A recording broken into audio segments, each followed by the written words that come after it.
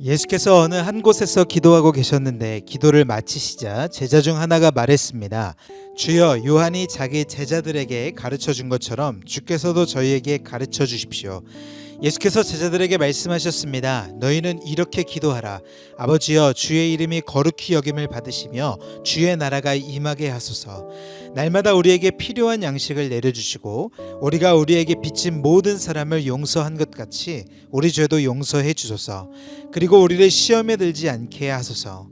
그러고 나서 예수께서 말씀하셨습니다. 너희 중 누가 친구가 있는데 한밤중에 그가 찾아와 친구여, 내게 빵 3덩이만 빌려주게. 내 친구가 여행길에 나를 만나러 왔는데 내놓을 게 없어서 그렇다네 할 때 그 사람이 안에서 귀찮게 하지 말게. 문은 다 잠겼고 나는 아이들과 함께 벌써 잠자리에 들었네. 내가 지금 일어나서 뭘 줄 수가 없네 라고 거절할 수 있겠느냐. 내가 너희에게 말한다. 친구라는 이유만으로는 그가 일어나 빵을 갖다 주지 않을지라도 끈질기게 졸라대는 것 때문에는 일어나 필요한 만큼 줄 것이다. 그러므로 내가 너희에게 말한다. 구하라, 그러면 너희에게 주실 것이요. 찾으라, 그리하면 너희가 찾을 것이다. 문을 두드리라, 그러면 너희에게 열릴 것이다. 누구든지 구하는 사람마다 받을 것이요, 찾는 사람마다 찾을 것이요, 두드리는 사람에게 문이 열릴 것이다. 너희 가운데 어떤 아버지가 아들이 생선을 달라는데 뱀을 줄 사람이 있겠느냐? 또 자녀가 달걀을 달라는데 전갈을 줄 아버지가 있겠느냐? 너희가 악할지라도 너희 자녀에게 좋은 것을 줄 알거든. 하물며 하늘에 계신 너희 아버지께서 구하는 사람에게 성령을 주시지 않겠느냐? 예수께서 말 못하는 귀신을 쫓아내고 계셨습니다. 그 귀신이 나오자 말 못하던 사람이 말하게 됐고 사람들은 놀랐습니다. 그러나 그중 어떤 사람이 말했습니다. 예수는 귀신의 왕 바알세불의 힘을 빌려 귀신을 쫓아내는 것이다. 또 어떤 사람들을 예수를 시험할 속셈으로 하늘의 표적을 보이라고 요구하기도 했습니다. 그러나 예수께서는 그들의 생각을 알고 말씀하셨습니다. 어떤 나라든지 서로 갈라져 싸우면 망하게 되고 가정도 서로 갈라져 싸우면 무너진다. 사탄도 역시 갈라져 싸우면 사탄의 나라가 어떻게 설 수 있겠느냐. 너희는 내가 바알세불의 힘을 빌려 귀신을 내쫓는다고 하니 내가 바알세불의 힘을 빌려 귀신들을 내쫓는다면 너희 아들들은 누구의 힘을 빌려 귀신을 쫓아내느냐. 그러므로 그들이야말로 너희의 재판관이 될 것이다. 그러나 내가 하나님의 손가락을 힘입어 귀신들을 내쫓는다면 하나님 나라가 이미 너에게 온 것이다. 힘센 사람이 완전 무장을 하고 집을 지키고 있다면 그 재산은 안전할 것이다. 그러나 힘이 더 센 사람이 공격해 그를 이기면 그가 이지하는 무장을 모두 해제시키고 자기가 노력한 것을 나눠줄 것이다. 나와 함께하지 않는 사람은 나를 반대하는 사람이고 나와 함께 모으지 않는 사람은 흩어버리는 사람이다. 한 더러운 영이 어떤 사람에게서 나와 쉴 곳을 찾으려고 물 없는 곳을 돌아다니다가 끝내 찾지 못하고 내가 전에 나왔던 집으로 다시 돌아가야겠다고 말했다. 그런데 그곳에 이르러 보니 집이 깨끗하게 청소돼 있고 말끔히 정돈돼 있었다. 그래서 더러운 영은 나가서 자기보다 더 사악한 다른 영들을 7이나 데리고 와 그곳에 들어가 산다. 그러면 그 사람의 마지막 상황은 처음보다 훨씬 더 나빠진다. 예수께서 이런 말씀을 하고 계실 때 사람들 사이에서 한 여인이 소리쳤습니다. 선생님을 낳아 젖 먹이며 기르신 어머니는 정말 복 있는 분입니다. 예수께서 대답하셨습니다. 정말 복 있는 사람은 하나님의 말씀을 듣고 지키는 사람들이다. 사람들이 점점 불어나자 예수께서 말씀하시기 시작하셨습니다. 이 세대는 악한 세대다. 그들은 표적을 구하지만 요나의 표적 외에는 어떤 표적도 받지 못할 것이다. 요나가 니느웨 사람들에게 표적이 된 것과 같이 인자도 이 세대에게 표적이 될 것이다. 심판 때에 남쪽 나라의 여왕이 이 세대 사람들과 함께 일어나 그들을 정죄할 것이다. 그 여왕은 솔로몬의 지혜를 듣기 위해 땅 끝에서 왔기 때문이다. 그러나 보라, 솔로몬보다 더 큰 이가 여기 있다. 심판 때에 니느웨 사람들은 이 세대 사람들과 함께 일어나 이 세대들을 정죄할 것이다. 그들은 요나의 선포를 듣고 회개했기 때문이다. 그러나 요나보다 더 큰 이가 여기 있다. 등불을 켜서 은밀한 장소에 두거나 그릇으로 덮어두는 사람은 없다. 오직 등불은 들어오는 사람들이 볼 수 있도록 등잔대 위에 얹어두는 법이다. 내 눈은 내 몸의 등불이다. 눈이 좋으면 너희 온몸도 밝을 것이다. 그러나 눈이 나쁘면 몸도 어두울 것이다. 그러므로 내 안에 있는 빛이 어둡지 않은 것 보라. 만약 너희 온몸이 빛으로 가득하고 어두운 부분이 하나도 없으면 마치 등불이 너희를 환하게 비출 때처럼 너희 몸도 온전히 빛날 것이다. 예수께서 말씀하실 때 바리새파 한 사람이 자기 집에서 잡수시기를 청하자 예수께서 안으로 들어가 식탁에 기대어 앉으셨습니다. 그런데 그 바리새파 사람은 예수께서 음식을 들기 전에 손을 씻지 않으시는 것을 보고 놀랐습니다. 그러자 주께서 그에게 말씀하셨습니다. 너희 바리새파 사람들은 잔과 접시의 겉은 깨끗이 닦지만 너희 속에는 욕심과 사악함이 가득 차 있다. 너희 어리석은 사람들아, 겉을 만든 분이 속도 만들지 않으셨느냐? 그 속에 있는 것으로 자비를 베풀라. 그러면 모든 것이 너희에게 깨끗해질 것이다. 너희 바리새파 사람들에게 화가 있을 것이다. 너희는 박하와 운양과 온갖 채소들의 11조를 하나님께 바치면서 정작 공의와 하나님의 사랑은 무시해 버리는구나. 그런 것들도 행해야 하지만 이런 것들도 소홀히 해서는 안 된다. 너희 바리새파 사람들에게 화가 있을 것이다. 너희는 회당에서 높은 자리에 앉기 좋아하고 시장에서 인사받기 좋아하는구나. 너희에게 화가 있을 것이다. 너희는 드러나지 않는 무덤 같아서 사람들이 밟고 다니나 무덤인 줄 모른다. 한 율법학자가 예수께 말했습니다. 선생님께서 이렇게 말씀하시면 저희까지 모욕하는 것입니다. 예수께서 대답하셨습니다. 너희 율법학자들에게도 화가 있을 것이다. 너희는 백성들에게 지기 힘든 어려운 짐을 지우면서 너희 자신은 손가락 하나도 까딱하려 하지 않는구나. 너희에게 화가 있을 것이다. 너희가 예언자들의 무덤을 만들고 있다. 바로 너희 조상들이 그 예언자들을 죽인 사람들이었다. 그래서 너희는 너희 조상들이 저지른 일을 인정하고 찬동하는 것이다. 그들은 예언자들을 죽였고 너희는 그 예언자들의 무덤을 만들기 때문이다. 그러므로 하나님의 지혜도 말씀하셨다. 내가 그들에게 예언자들과 사도들을 보낼 것이다. 사람들이 그들 중 일부는 죽이고 일부는 핍박할 것이다. 그러므로 이 세대는 세상이 시작된 이래로 흘린 모든 예언자의 피에 대해 책임져야 할 것이다. 아벨의 피부터 제단과 성소 사이에서 죽임을 당한 사가랴의 피까지 말이다. 그렇다. 나는 너희에게 말한다. 이 세대가 책임져야 할 것이다. 너희 율법자들에게 화가 있을 것이다. 너희는 지식의 열쇠를 가로채 너희 자신들도 들어가려고 하지 않고 들여가려고 하는 다른 사람들도 막았다. 예수께서 그곳에서 나오실 때 바리새파 사람들과 율법학자들은 예수를 격렬하게 적대시하며 여러 가지 질문으로 몰아붙이기 시작했습니다. 그들은 예수께서 말씀하시는 것에 트집을 잡으려고 애썼습니다. 그러는 동안 수천 명의 사람들이 모여들어 서로 밟힐 지경이 됐습니다. 예수께서 먼저 제자들에게 말씀을 시작하셨습니다. 바리새파 사람들의 누룩을 조심하라. 그들의 행위는 위선이다. 감추어진 것이 드러나지 않을 것이 없고 숨겨진 것이 알려지지 않을 것이 없다.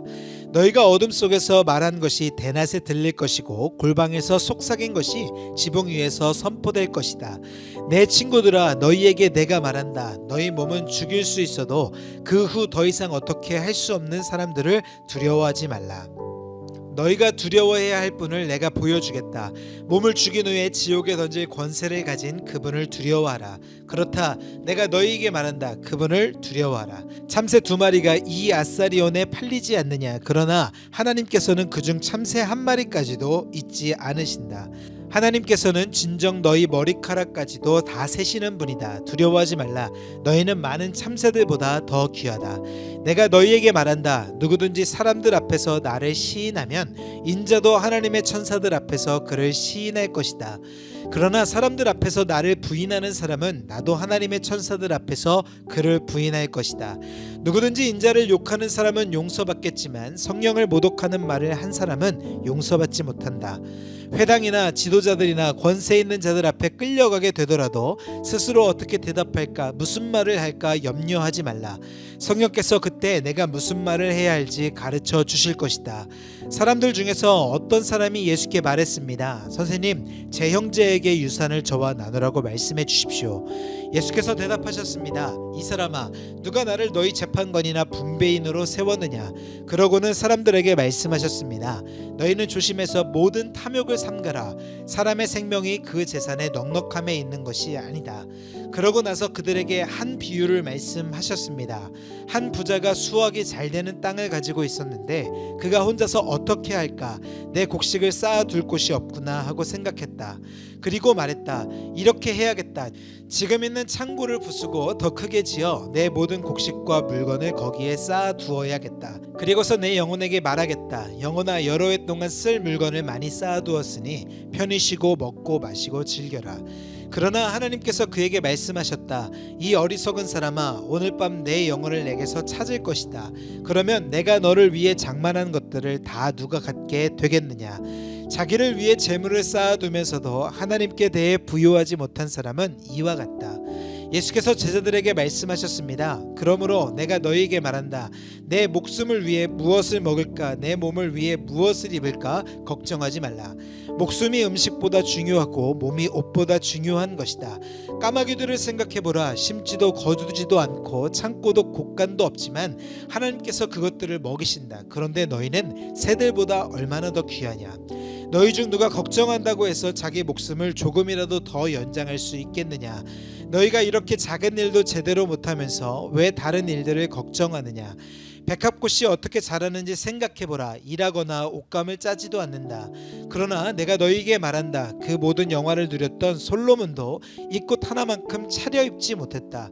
오늘은 여기 있지만 내일은 불 속에 던져질 들풀들도 하나님이 그렇게 입히시는데 하물며 너희는 얼마나 더 잘 입히시겠느냐? 믿음이 적은 사람들아, 그러니 무엇을 먹을까 무엇을 마실까 찾지 말라. 걱정하지 말라.